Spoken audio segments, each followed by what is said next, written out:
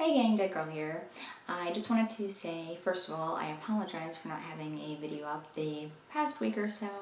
I have recently pinched a nerve in my right shoulder, which makes it difficult for me to lift things or reach or move.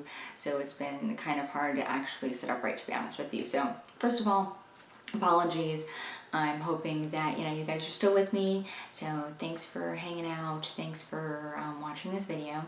I wanted to talk about one of the recent documentaries that I watched on Netflix. It's an older one. It actually came out in 2014. It's called Killer Legends.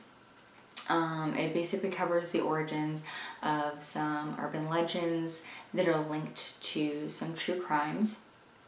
Very interesting watch if you're into serial killers or real life horror or any urban legend really.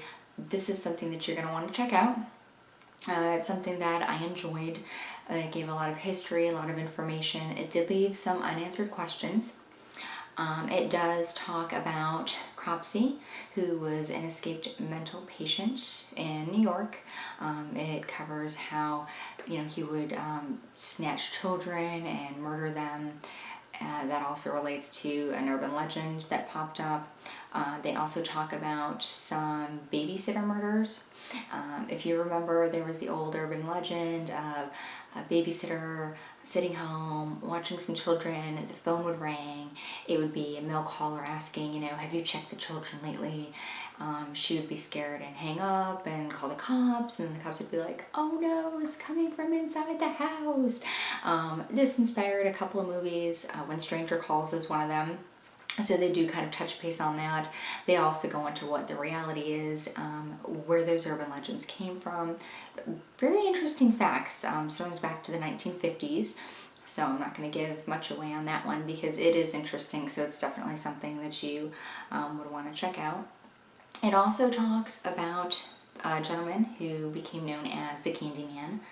This goes back to that urban legend of, children going out and trick-or-treating and their candy being poisoned or their apples being laced with razor blades. This is something that had freaked parents out to the point where some of the local hospitals were actually offering up to x-ray kids' Halloween candies. This is something that did actually happen. So it kind of goes a little bit more into that. That urban legend actually inspired a true life crime, which is truly horrifying, the details that they go into that case as well. They also touch base on Ed Gein and his clown costuming, as it were. His costuming being, the happy, joyful face that he would present to the public. Whereas of course, privately and behind closed doors, he was a very disturbed individual. So it also talks about that. And then I believe they also cover the real life case that inspired the film to tell the Dreaded Sundown. There is an original movie for this, and then there's also a remake about a killer who would go around in, I believe, Texarkana, and he would murder his victims.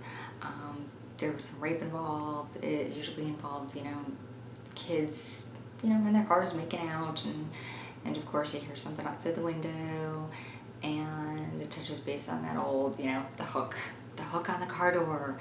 So it was, again, definitely something very informative. It was entertaining to watch. I gave it a 4 out of 5 just because there were some unanswered questions that I had. Plus there were some urban legends that I would have liked them to go through. For instance, the thing where the guy wakes up and he's in a motel bathroom and he's missing his, I think it was his liver or his appendix or whatever, and he's wakes up in a bathtub full of ice. Where did that come from? Was that inspired by anything? Things like that I would kind of like to have seen them touched on. But again, it's called Killer Legends. It's available on Netflix, and it's something I recommend. So if you guys have seen it, I'd be interested in hearing what your thoughts are on it. Did you enjoy it? Were there any urban legends that you would have liked to have seen them cover? Feel free to leave me a comment in the comment section.